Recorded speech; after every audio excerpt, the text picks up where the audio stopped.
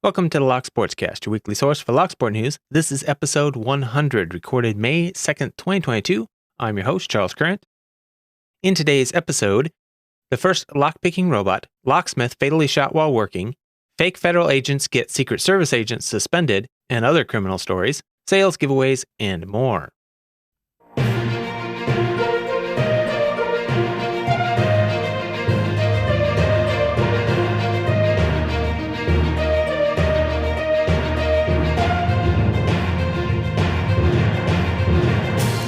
You can subscribe to the audio version of the show on most podcast apps and at thelocksportscast.com. You can subscribe to the video version on YouTube, Odyssey, or Apple Podcasts. Links to stories discussed will be in the show notes. YouTube and some apps limit the length of show notes and the ability to post full links, but you can find full show notes with all of the links at thelocksportscast.com.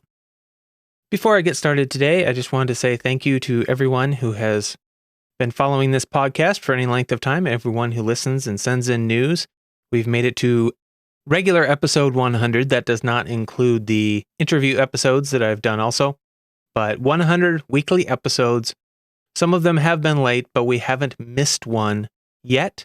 Every week I've put one out for 100 weeks, and that's a huge accomplishment for me with my work schedule, as some of you already know. So I just want to thank all of you because it wouldn't have been possible without all of the support and the information sent in by the community and everyone listening and the patrons and everyone who supports this show. I really, really appreciate you. Thank you all for staying tuned.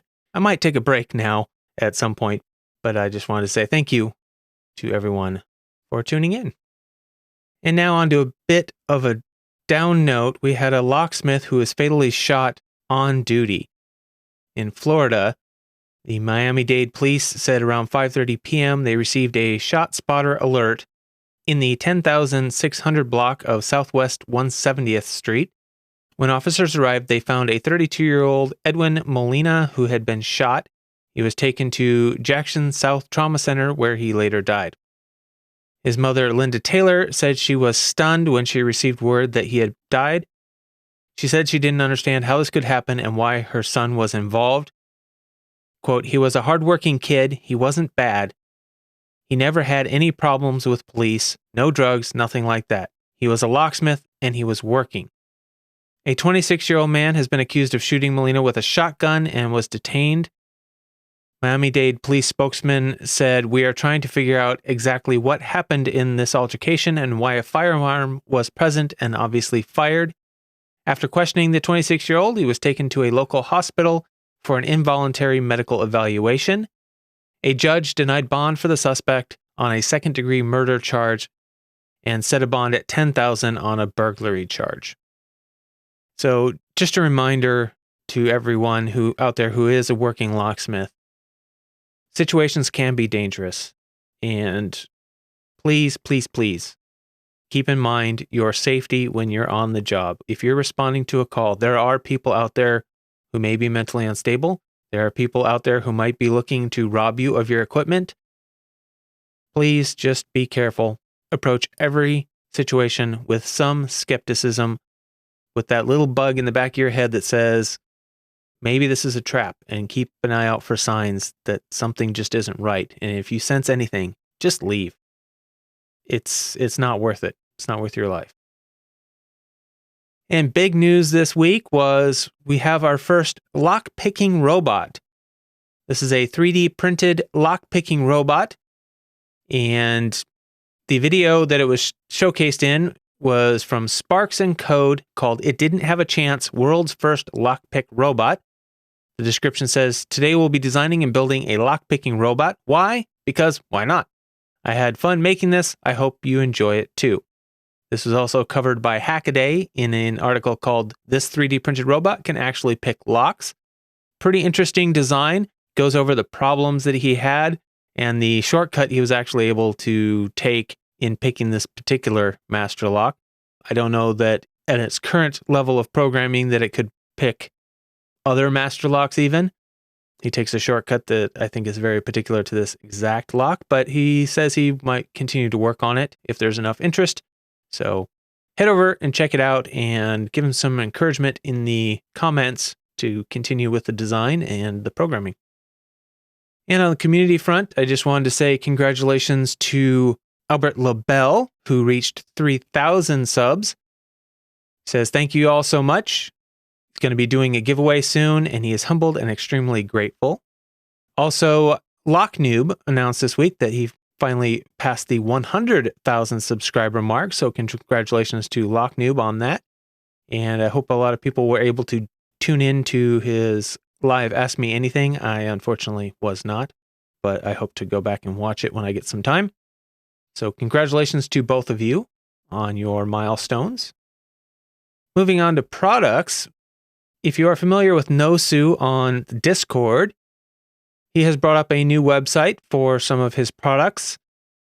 He does some great laser engraved items, including edge-lit signs, coasters, and locks, as well as some locksport tools. So you can find that over at hazardtousmfg.com.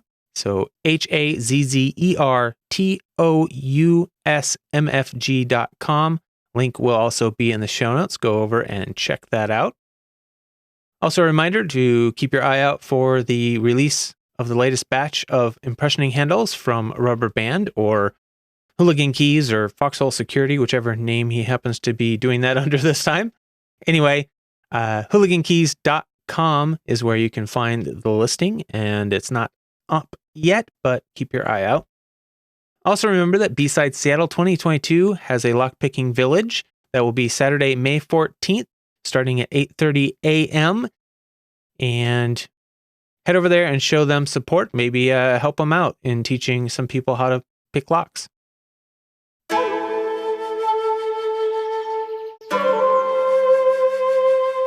In Lockpickers United belts this week, we have one new brown belt. Goose7732 in Discord earned a brown belt this week, so congratulations to you. Very, very well done.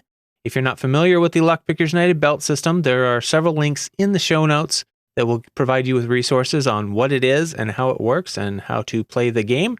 So you can be sure to check those out if you want to join in on the fun. And Panda-Frog announced over at speedlocks.org that they have their first entry for the second lock a quarter 2022. Gilligains set a benchmark of 3.5 seconds for the Abus 7240. They also have a first record recorded for the Master Lock number 8 by Jeff and Things in 4.838 seconds. So nice job by both of you. Some very quick times. And I know the first half of this show was pretty light, but we've got several criminal stories coming up. But first, we need to take a break and say thank you to the people that made this episode possible. I would like to start by thanking the newest patron, Deadbolt Cafe, for signing up at the co-producer level. With that, the people that made this episode possible are the Patreon subscribers. We have Panda-Frog, Michael Gilchrist, Starrylock, Williams Brain, Dave to be Deciphered, Lebon's Locksport Journey, Pat from Uncensored Tactical, 3 Raccoons and a Coat, Sherelle, DoctorHogmaster, Clayton Howard, aka Kewltune, Mog, Jon Lock, Ratyoke, MrPickur, CrankyLockPicker, JHP Picking, Bare Bones Lockpicking, and Deadbolt Cafe. Terrell has earned the Chief Content Producer episode again for sending in the most information used in this particular episode. Other content producers are Albert Lebel, Dark Arts Lockpicking, iFisk, who is close second for the Chief Producer credit, James Randolph, Jeff and Things, Jeff Moss, Jimmy Longs, Joe Picks, Jon Lock, Joshua Gonzalez, Panda-Frog, Rubber Band, Tequila Dave, Tony Verley, and Zachary Willard. Thank you to all of you for your support. The show would not be possible at all without all of the support, all the news and information sent in by the community.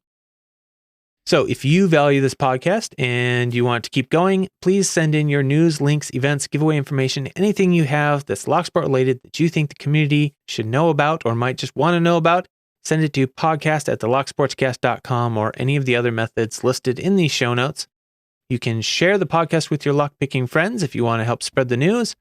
You can also leave a review, a comment, or a thumbs up, depending on what the platform you subscribe on. Also, don't forget to subscribe on at least one of those platforms so you know when the new episodes come out. You can donate on PayPal or subscribe on Patreon if you want to help out financially. Just go to thelocksportscast.com/support for all the different ways you can help the show. If you support the show with donation or information I use in the show, I will give you credit in the show and in the show notes, just like the people I mentioned earlier. If you have any interesting stories about things that have happened to you while you have been in the Locksport community or because of your Locksport experience, send those in. I would love to share those on the show. You can do that in audio, written, video form, anything you want. Send it in. Just remember to keep it a reasonable length. If you have questions about what that length is, just reach out to me and ask, and we can talk through it. If you have feedback for me about the show, thelocksportscast.com/contact will give you all the different ways to send me feedback. That can either be confidential or I can share it on the show. That's your choice. Just let me know which you would like. If you want it shared on the show, please keep it reasonable length, polite, work family safe, not political, and not just drama. Moving on to the criminal news, officials are investigating a smash and grab at a locksmith shop in Fife, Washington. The Puget Sound locksmith in Fife, Washington was targeted by intruders who broke through the front glass, mangled the metal. I'm not sure if they drove a car in through the front. It's kind of what it looks like. The locksmith says they took a couple pieces of equipment, but didn't want to go into too much detail about what those were. Says you have to have locksmith knowledge to know what it is and how to use it. But other than that, they also made a pretty feeble attempt at getting into the safe. Nothing was missing from the safe and said this was the third time someone had broken into his business. Two things. One, if this is the third time, maybe you need to pay attention to improving security a bit. If you're a locksmith, I'm sure there are ways to do that. I also want to highlight the manager's statement. You have to have a locksmith knowledge to know what it is and how to use it about the equipment that was stolen. It would appear from previous articles I've covered that many of these criminals do have that knowledge or are selling the equipment to people that do. So if you're a locksmith, be careful, lock your stuff up, make sure it's secure, and always be suspicious when you're being called to the scene of a lockout or anything like that. And in Youngstown, a man was arrested for tampering with laundromat coin machines. An Ohio man is facing charges after he allegedly tried to break into machines at a Mercer County business. Grove City Police charged the suspect with attempted theft, receiving stolen property, and possession of instruments of crime. They say surveillance video shows that he went to the Leisure Time Laundry on West Main Street in Grove City on April 24th and used keys and lock-picking tools to attempt to break into 4 different machines. The Chippewa Police Department was able to identify the suspect during the course of an investigation into similar crimes. He was eventually arrested in Boardman and booked into the Mahoning County Jail. He has been charged with several charges, including possession of drugs, inducing panic, obstructing official business, resisting arrest, and attempting theft. He is being held on a $15,000 bond. So they're not real clear on what lockpicking tools he used, but they do say that the video shows him using lockpicking tools. So a lockpicking criminal. And this story, it did mention lockpicks, so fair to cover here. Prosecutors say impersonators who duped Secret Service agents are dangerous flight risks. This was reported by CNN and also a few other sites who picked up on it. They say the Justice Department says 2 men charged with impersonating federal agents pose a danger to the community and a flight risk, citing a stockpile of weapons found in their apartments, extensive overseas travel and foreign contacts, including an uncorroborated connection to the Pakistani intelligence service. In a memo, prosecutors wrote that the suspects compromised federal law enforcement operations and created a potential risk to national security. They say the defendants were not merely playing dress up, they had firearms, they had ammunition, they had body armor, they had tactical gear, they had surveillance equipment. The suspects were arrested earlier this week and charged with impersonating Department of Homeland Security agents for more than 2 years. They gave extensive gifts to federal agents and provided them apartments in Washington, D.C., according to the memo. One of them allegedly offered to purchase a $2,000 assault rifle for a Secret Service agent on the First Lady's protective detail, according to the affidavit filed. Prosecutors have not provided an alleged motive or the purpose of the fake operation. Authorities also haven't identified any specific source of money that funded it. They say despite the fact that neither defendant is employed by the United States government, their impersonation scheme was sufficiently realistic to convince other government employees, including law enforcement agents, according to the prosecutors. They also said that they pretended to recruit other individuals to law enforcement and their fake operation, and leveraged their phony law enforcement status to integrate themselves into other law enforcement agencies in sensitive positions. After their arrest, prosecutors say one of them told investigators that the other funded most of their day-to-day operation, but added that he did not know where the money came from. The suspect he implicated in funding it had been under investigation by the HSI Newark office and the U.S. Postal Service for fraudulent activity stemming from an alleged credit card ring scheme, according to 2 law enforcement sources. The status of that investigation remains unclear. The pair were also in possession of immigration documents for a number of individuals, according to prosecutors, and had significant access to information about other tenants in the Washington, D.C. apartment complex where they and a number of law enforcement officials resided, including the electronic access codes and list of each tenant. In addition, prosecutors said the pair had a machine to make personal identification verification cards as well as passport photographs. Witnesses saw one of them with a PIV card that he used to log into his laptop that had DHS label on it, according to the prosecutor's memo. He also had multiple copies of his driver's license and various ID cards, and the other had traveled to Iran and had 2 visas from Pakistan and 1 for travel to Egypt. Other court documents filed Tuesday alleged that while posing as a DHS official, one suspect instructed a witness to conduct research into an individual who provided support to the Department of Defense and Intelligence community. According to a memo, the suspects were stockpiling weapons and law enforcement equipment in multiple apartments that they leased in a DC apartment complex. In some of the apartments, investigators discovered surveillance equipment, including 30 hard drives, hard drive copying equipment, and a high-end drone, as well as clothing with police insignias, police parking placards, and latent fingerprint kit and a lockpicking kit, according to the detention memo. Prosecutors also say that one suspect had pled guilty to a misdemeanor assault and battery of his wife in a Virginia court in 2013 and is prohibited from owning firearms. They say 4 Secret Service employees have been suspended after allegedly being duped by the 2 suspects. 2 of the 4 officials are agents and 2 are uniformed division officers. In a statement, the Secret Service previously said that it is taking the incident extremely seriously, working with federal authorities and conducting its own review. The statement said, although this is an ongoing investigation, we have found no evidence of any adverse security impacts or improper access to sensitive information systems or protected locations at this time. So, kind of a wild story. Covering it here because it says that they had a lockpicking kit. So, how's that for social engineering? Convince a whole bunch of law enforcement officers, Secret Service agents, and whatnot that you are a federal agent with DHS. Wow. That's all I can say. Just wow. All right, moving on to sales. The bare bones lockpicking codes that I had have expired, just so everybody knows. However, if you want to shop at lockpickmall.com, you have a choice of 3 discount codes now. We have a new one from Dark Arts Lockpicking called Dark VIP. Albert Lebel has a code Albert, and Joe Pix has a code Joe Pix.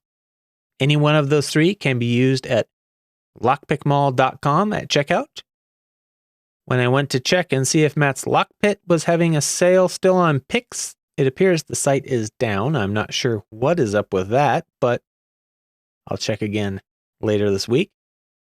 Over at 3dlocksport.com, you can save 10% on your favorite 3D printed Locksport accessories with the code LSCast10. Over at Mako Locks, you can use the code BUYMAKO at checkout for 15% off. At uklockpickers.co.uk, use the code GIFT for 10% off. In giveaways, we have the giveaway from Lockswood, who doesn't love free tools, the hashtag Lockswood giveaway. That giveaway, he is doing 1 large main prize and 4 smaller runner-up prizes, so lots of chances to get into that. Runs until the 15th of May 2022, so good luck and get entered. The Joe Picks and Jon Lock 500 subscriber double giveaway is still running through May 10th, so go over there and watch both of their videos. Links to both will be in the show notes in case you don't already subscribe. But head over there and check out their channels and their videos to figure out how to get entered in the giveaway. Zachary Willard has a 100 subscriber giveaway challenge, the hashtag DuckDuckGoose giveaway. So head over and watch the video in the show notes over there for your chance to win. Get your entries in before May 18th. And the hashtag Mini Panda-Frog 2 giveaway, running until Mini Panda-Frog 2 is born, which is currently expected the 8th of June 2022. Don't delay, get entered now. Sometimes they come early. So you have 4 chances to win. So get over there and check that out. It says prizes grow as the amount of entries grow. So get in now. If you're really into giveaways, the hashtag LockBoss giveaway from CLK Supplies is always a good one to get entered in. They usually have really good prizes because they are a Locksmith supplier. So check that out. And I know this was a short episode. I apologize for that. But hopefully I'm able to get back on doing more research on my own in the coming weeks as my schedule continues to stabilize. I'm just off of my really busy work schedule, coming on to where I actually get my days off like I'm supposed to, but I have a lot of catching up to do on housework and car maintenance and stuff like that. So it might be a little while before things really settle down, but hopefully soon we'll get everything back to normal. Please remember to continue to send any information you have that's Locksport related, even if you don't think it's important or you think it's so big that everybody's already sent it to me. Please send it anyway. I'm really not able to check as much as I would like to, and I really, really, really appreciate the support. So thank you everyone for making 100 episodes possible. I wish I could have done a special episode for this, but I just didn't have the time. So thank you, and remember to keep it legal.